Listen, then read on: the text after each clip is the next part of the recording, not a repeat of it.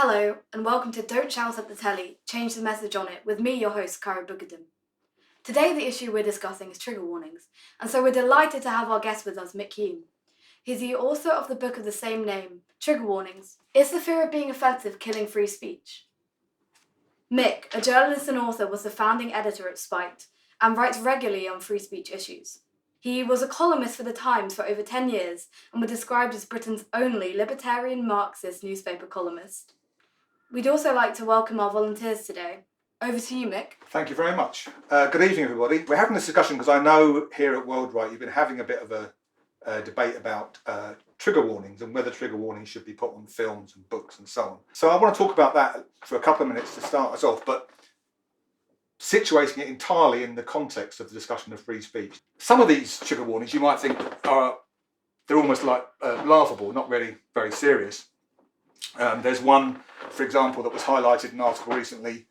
Ernest Hemingway's book, The Old Man and the Sea, had a trigger warning which said it contained graphic fishing scenes.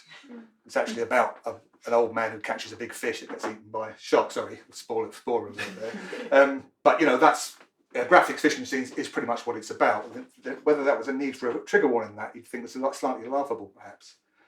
But mostly, I think you might look at a trigger warning and say, well, it's no big deal. What's the fuss about? It's just a few words, and the people who support them will say it's to allow students and readers to make informed choices about what they do or don't want to read. Now, if you took a little trigger warning on its own,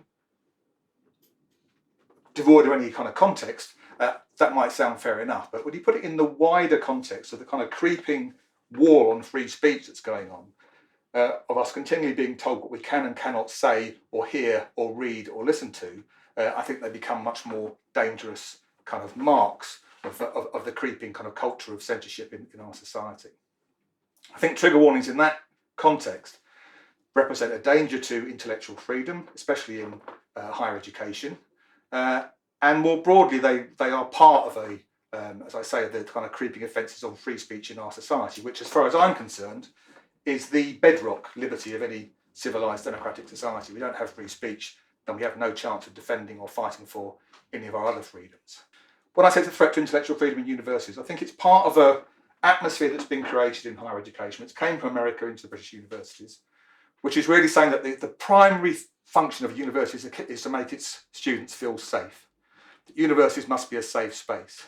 Now, we're not talking there about safety from physical violence or physical threats, but safety in the sense of not being confronted by ideas that you find uncomfortable.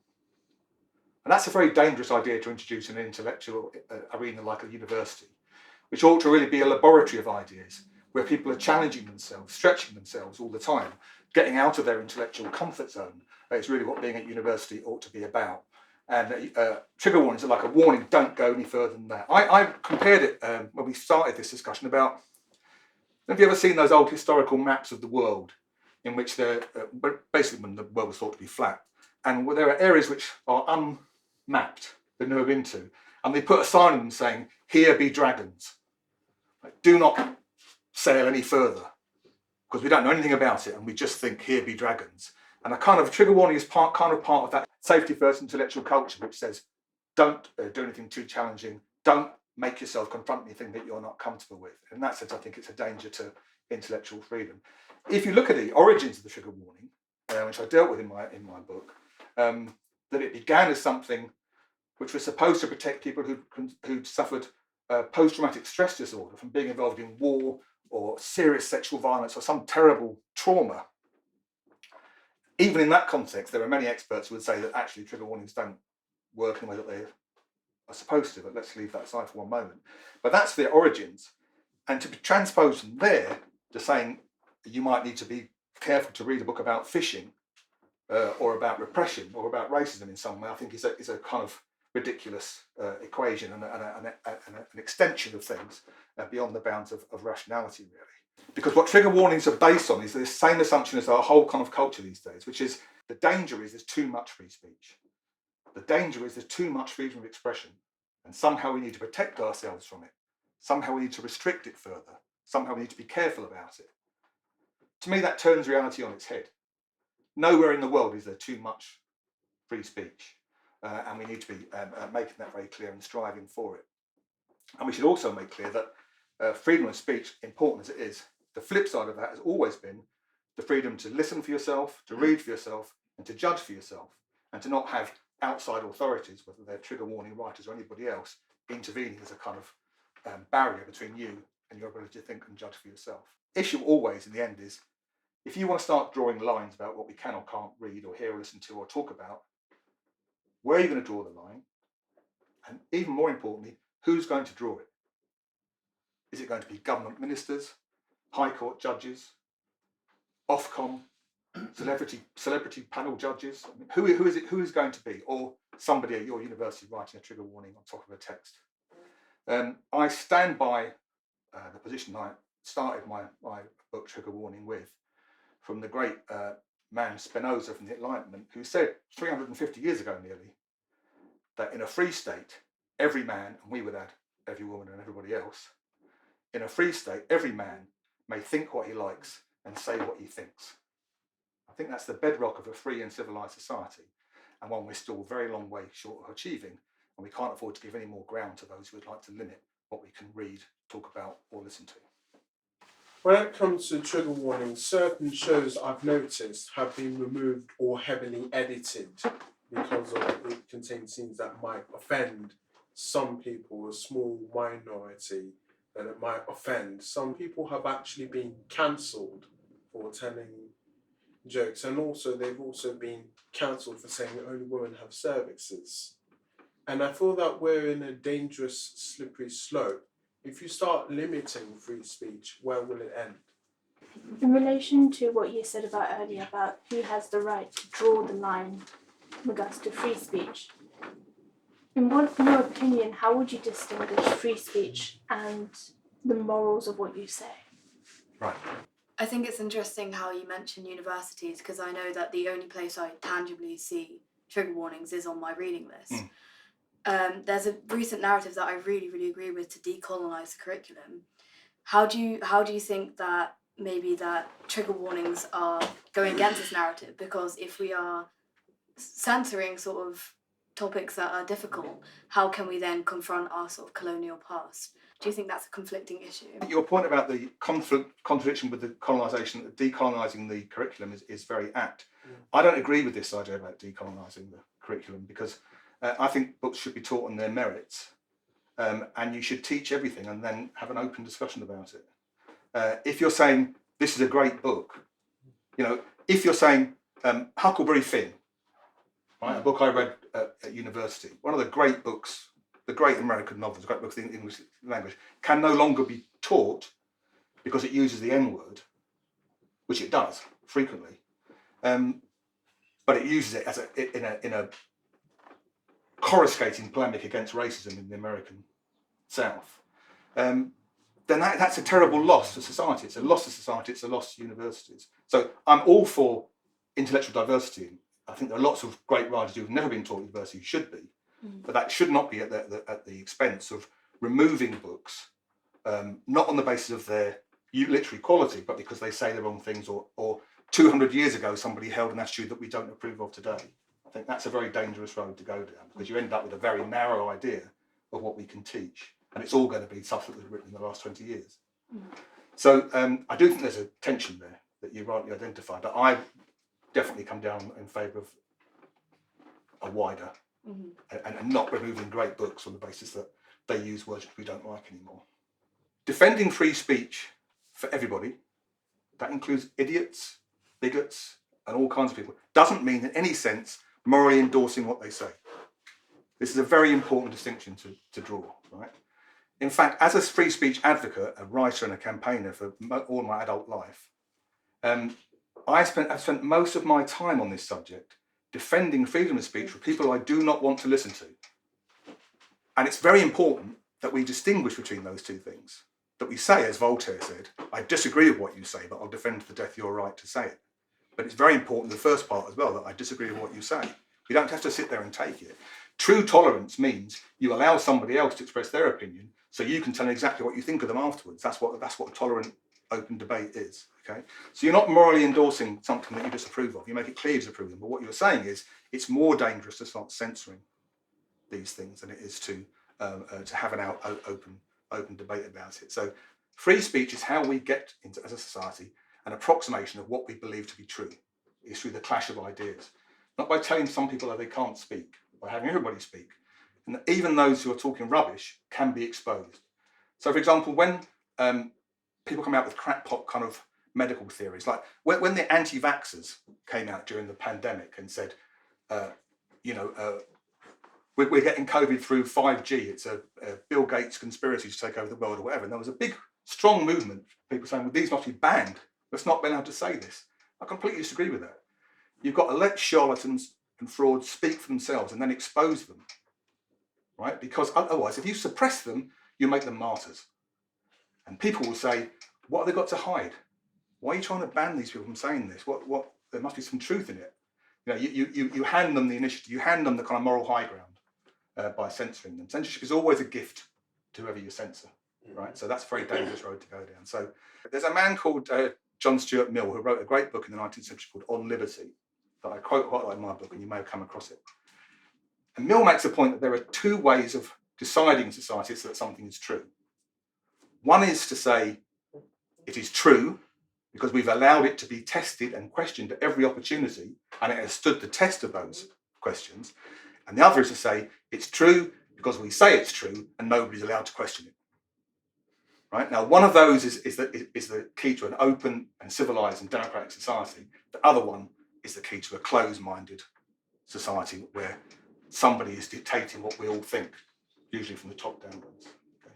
And I agree with you entirely, just lastly, that you either support free speech or you don't. And one of the problems with these discussions is always the free speech but aspect, where, because no one, or I suppose some people, but very few people are actually fundamentally against freedom of speech. It's just a question of where we want to draw the line. So I have always believed that you either believe in free speech or you don't when it comes down. So trigger warning, as I understand, is something that works mostly on the receiver side of the party. So if I say trigger warning, I have the right to don't read it or don't listen or don't watch it. Why do you think that this kind of trigger warning is harmful for the freedom of speech, which is mostly on the speaker side? It's the right of the speaker side. Where do you draw the line between shutting my own ears and shutting your mouth? I'm noticing that in this period, like even in Europe, for example, politicians are getting really dangerous, in my opinion, and it's because they are always spreading hate against minorities or wherever. And do you think that free speech in this case can be dangerous? Because as I see, I think that people can say many things. I think that sometimes maybe it's really dangerous, and politicians, governments, and even what is happening every day is actually demonstrating it, for me at least. I was going to ask where you draw the line actually in regards of hate speech and things like that, and also how it should be dealt with when that line is crossed. Well, as I come from a completely different society, and Yes. In Russia we don't have such a debate on the trigger warning, is it good or is it bad? But there's no such a debate in university communities and whether we should control the university curriculum or not. But apart from the is it a threat or not to free speech, if we talk about the psychological part, as we're all humans, right? And I think that the Western society is a little bit like exaggerating this thing. Don't you think it is a little bit overrated, the trigger warning itself? Because there are some studies showing that trigger warnings does not help people with post-traumatic disorder. Indeed. I agree with you that when we talk about trigger warnings, it may seem like what we might call a first world problem, compared to societies where you have more naked censorship to deal with. We're dealing often with quite soft forms of it, but nevertheless, they are the ones that we're dealing with, and they are dangerous.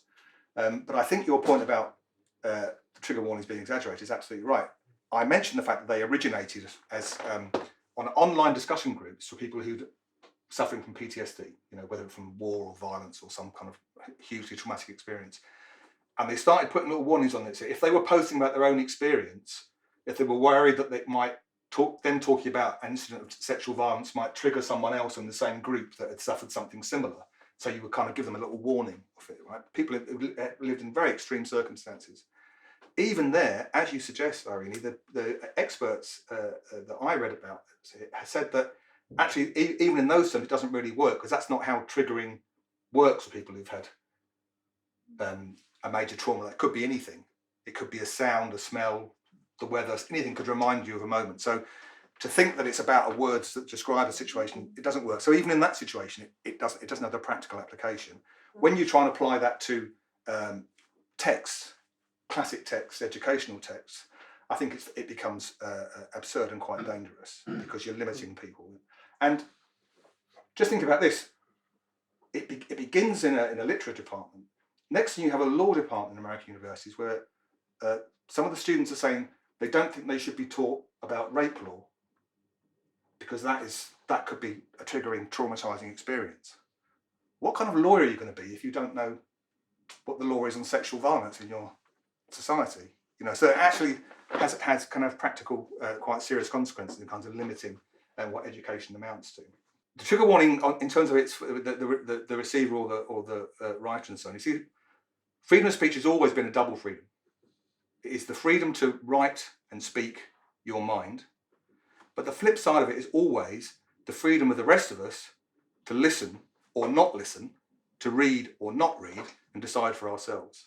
Okay, and what trigger warnings are, I think, is a kind of intervention in that discussion, in your decision-making process. It's a soft one. It's like, like the government now has this whole nudge industry, where they don't tell you, don't eat high-calorie foods because you're all fat bastards. What they say is, we're going to put the calorie content of pizzas in restaurants, which is kind of the same message, but in a more understated, soft way. It's what's called the politics of nudge. And trigger warning is kind of nudge censorship. Let's just come down to this drawing the line. In America, they have the First Amendment, which says, in very bold and straightforward terms, that Congress shall pass no laws limiting the freedom of speech or of the press. Right? It's absolute kind of stuff. What that means in different moments, in different generations, is interpreted by the Supreme Court. And they created the standard that speech should only be limited if it was intended to and likely to incite immediate law breaking. Right? That's a difference. So there's a clear line they've drawn there between an offensive idea and a criminal offence. Let me give an example of how I think that might work in our society. If you say to a meeting of people, I think that all short, fat, white Englishmen are a threat to our society, that is me I'm talking about, are a threat to our society, and the world would be a much better place without them, right? That's a highly offensive idea, but it's not a criminal offence. If you said, I think all short, fat, middle-aged Englishmen are a threat to our society, and therefore we should all go and get that bloke Mick Hume and throw him off the roof, then you've crossed the line. You've gone from simply expressing an opinion to actually making it an action. Okay, and in that sense, you've committed a criminal offence. That's a kind of rather silly example, but that's where I would draw the line there. Prior to that, if you're dealing with offensive ideas, then you've got to deal with them, challenge them, tell them what you think of them. As the great Dr. Johnson, English writer, said many years ago, many centuries ago, every man has the right to speak what he believes truth, and every other man has the right to knock him down for it. And I would say that figuratively, at least. In other words, the solution to bad speech is more speech, not telling people that you're not allowed to say it. Yeah, I do agree with you that it's a massive problem that all over Europe, there are people spreading hate, and that's really dangerous. But if we censor them, as you're arguing, where are they going to go? Do you think censoring hate takes away hate? Because I think the idea with the free speech is that once you censor hate, it doesn't just disappear, it fosters underground, and then it erupts into something more dangerous. And I think having free speech is, like Mick Hume said, the idea of challenging that in the open, so that the hate doesn't go underground and erupt. Okay, yeah, but I do think that actually it's utopistic that you can challenge everyone.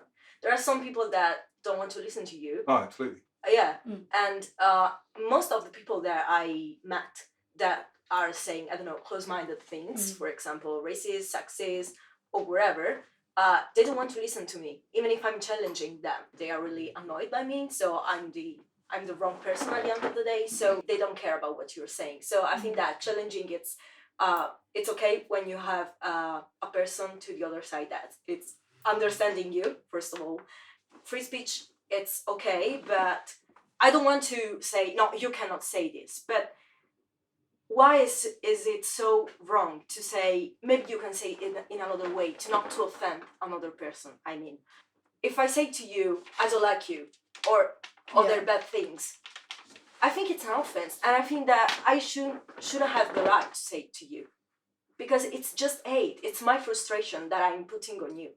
It's very interesting what you raised, but see, language does evolve all the time, right? And what people can and can't respectively say in society changes all the time. That's fine, right? You don't have to have an intellectual argument with someone that's being a racist arsehole to you, right? Their freedom of speech doesn't mean that they've got the right to have your attention.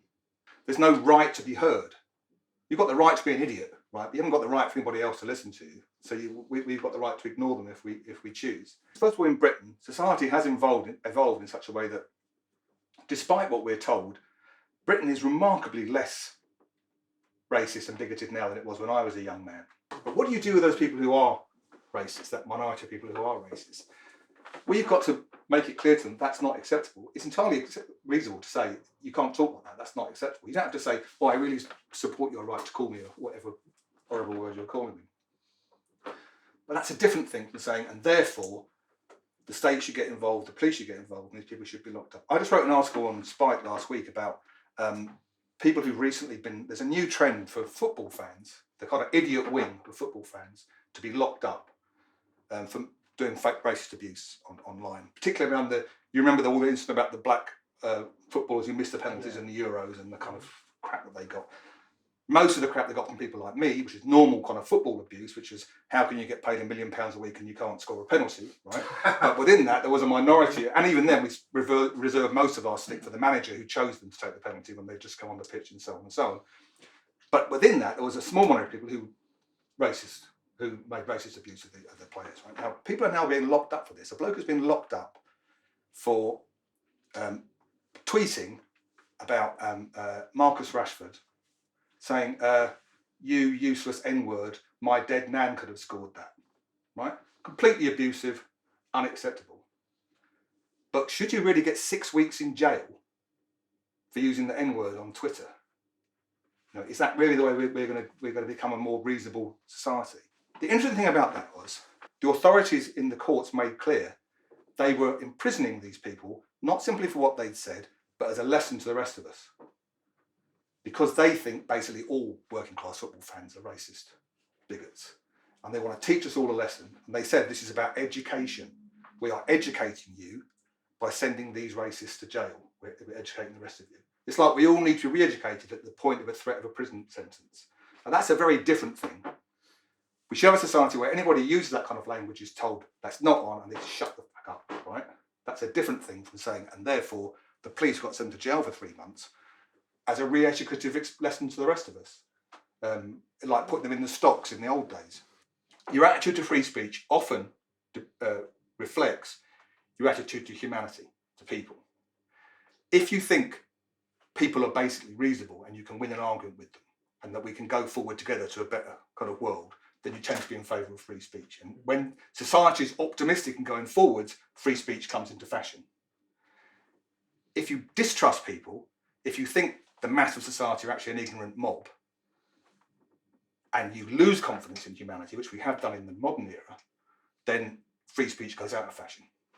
So that's why one of the reasons I'm very much in favour of putting free speech back on the agenda is because it reflects a more positive attitude to our ability as a society to go forward and to reach a consensus in which those few idiots are left behind rather than being allowed to dominate any kind of discussion. In this way, we saying, hey, you cannot shut up. You don't say racist things. I'm not doing the same stuff that people like. No, because you don't have the power to physically stop somebody saying that, right? And you're not saying, and the force of the state or should be gleaned on you, or you should be cancelled for saying that, right? That's when you start crossing the line, okay? Mm-hmm. You can tell somebody exactly what you think of them, and you should do, always. Be as honest and upfront, with the usual provisos about personal safety. You should be as upfront as you can be and tell people what you think of them. That's my attitude to it. That's what I teach my daughters. But that's different from saying, and therefore, it's like, the point I make in my book is, the classic Voltairean attitude, which he didn't actually say, his biographer did, but it kind of captures the essence of Voltaire's view. I may hate what you say, but I'll defend to death your right to say it. Right now we have something I define as the reverse Voltaires, of the kind of fashionable movement, whose attitude is the reverse of that, which is, I dislike what you say, I find it offensive, and I'll defend to the death of free speech my right to stop you saying it. And that's where you're getting into a different situation, where you're using some measures, Twitter mobs, cancellation, and at the end, the police and the courts to actually limit what people are allowed to say. That's never going to help, because all you're going to do is drive things underground, the way you said. And when Salman Rushdie wrote the Satanic Verses at the end of the 80s, and it was a huge backlash about this, long before your time. And it started a huge kind of backlash in the Muslim communities, but also from people who kind of felt themselves sympathetic to the Muslim communities, who said that it shouldn't be allowed, it's offensive. At the time, I was an editor of a magazine called Living Marxism, not forgotten, but long gone. We did on the front page, the right to be offensive, in defence of the right to be offensive, which even in those days, on the left, was a quite remarkable thing to be saying, unusual thing to be saying, because everyone else was in favour of no platforms and bans, even in those days, far more now. But that discussion was kind of suppressed, so we said, we've got to get this, we don't want to talk about these things because it's too dangerous. So they pushed it under the ground. And then 20 years later, when the Islamist problem and the terrorism issue exploded through the surface of society, people said, where did that come from?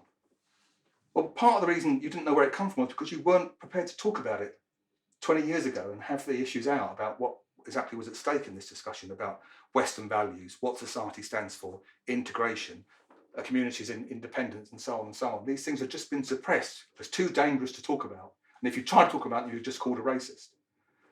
And 20 years later, it explodes to the surface and everybody's shocked. So that is a very dangerous thing to do, is suppress it. We've got to have it out. And it's not, see, the thing about free speech is it's very rarely the easy option. It's hard, and it's very often very uncomfortable. But there's always one thing worse than free speech, and that's the opposite. Would I just do a quick follow-up question on challenging your opponent? Like, let's say two groups of different opinion argue with each other, and they end up more extreme to their original ideas. What do you think about that? Okay.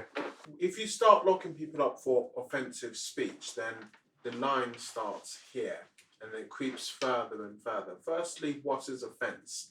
And secondly, if people get locked up for offensive speech or offensive tweets, it starts with one thing, then it goes to another. Where does it end? The things that people are getting cancelled for now might not seem so bad, but if that becomes an actual mechanism, then later on, it could be any view. And then in the end, I think what you're saying about the state controlling things, it could now be about what the state want you to, the views that they want you to have and not want you to have, and then they use things like cancellation or jail to completely control that, and that's a very dangerous slippery slope.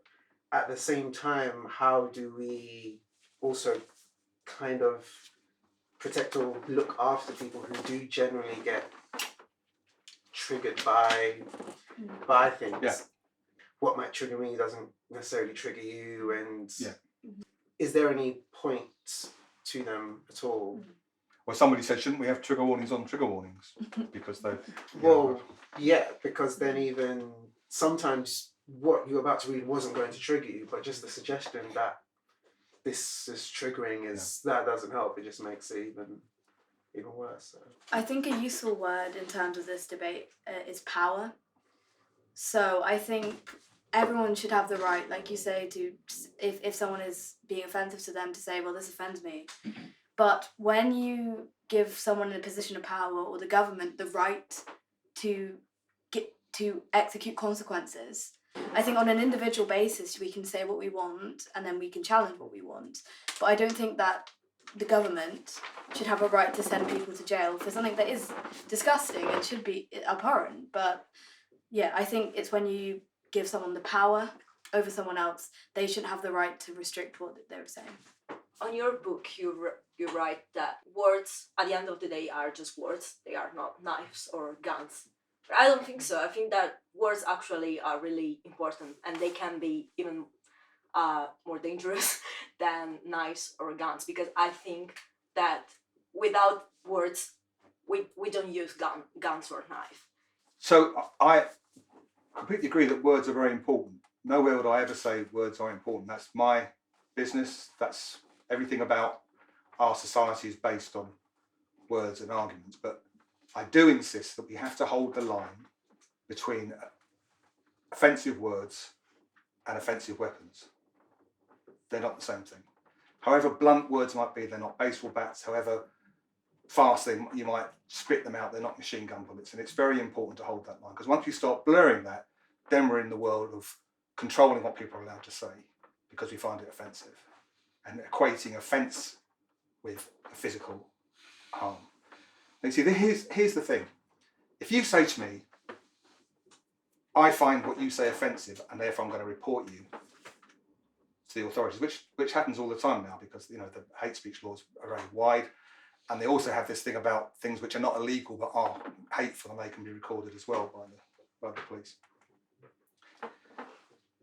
That your subjective interpretation of what I say, I find that offensive. Okay, I can't argue with that. I can't say to you, no, you don't find that offensive.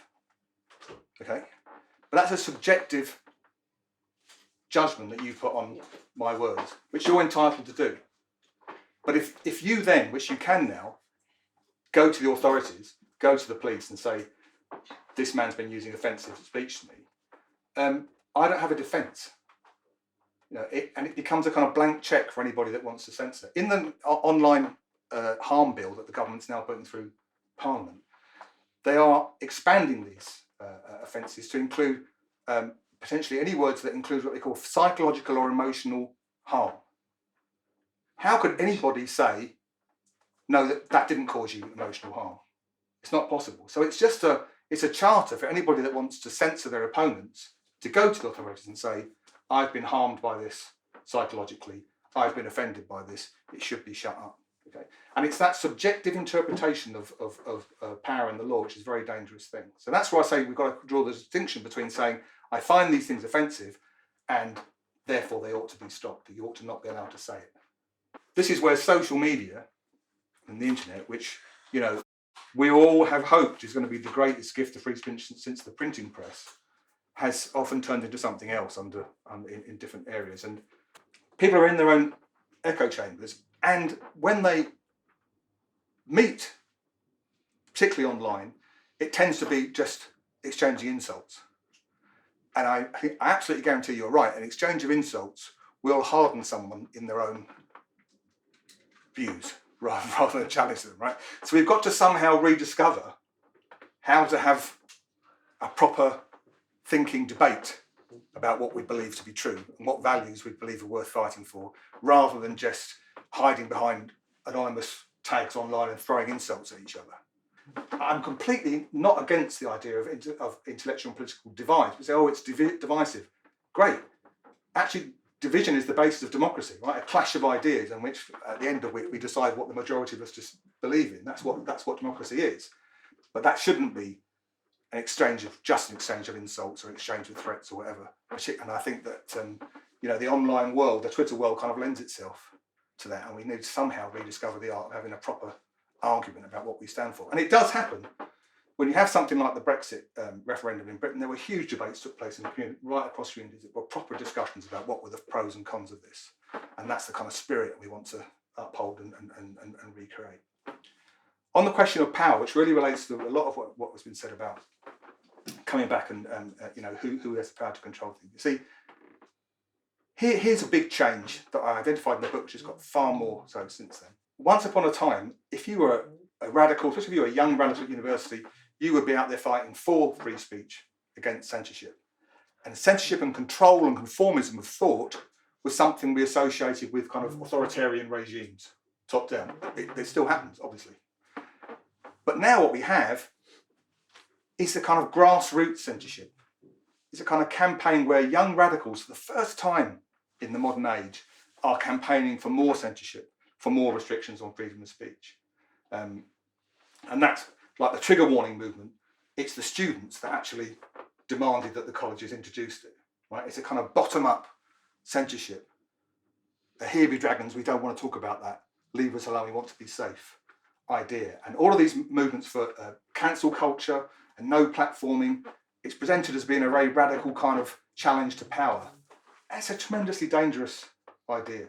No movement for liberation or equality in the modern world would ever have succeeded without struggle for freedom of speech. The fight for the vote for women, for women's equality, for gay rights, against racism, against empire, all of those things were dependent always for their lifeblood on the fight for free speech being at the centre of them. As Frederick Douglass said, an ex-slave who became a great campaigner for the abolition of sex slavery in America during the Civil War, that the one thing you know about freedom of speech, the reason it's so important is it's the one thing that every tyrant tries to ban. It's the one thing they want to control. And Frederick Douglass said that slavery would not last for 5 years in the South if they had freedom of speech. It would smash every chain. Tyranny just cannot stand the idea of the freedom to say what we think and demand our rights. And so freedom of speech should be at the centre of every struggle for liberation.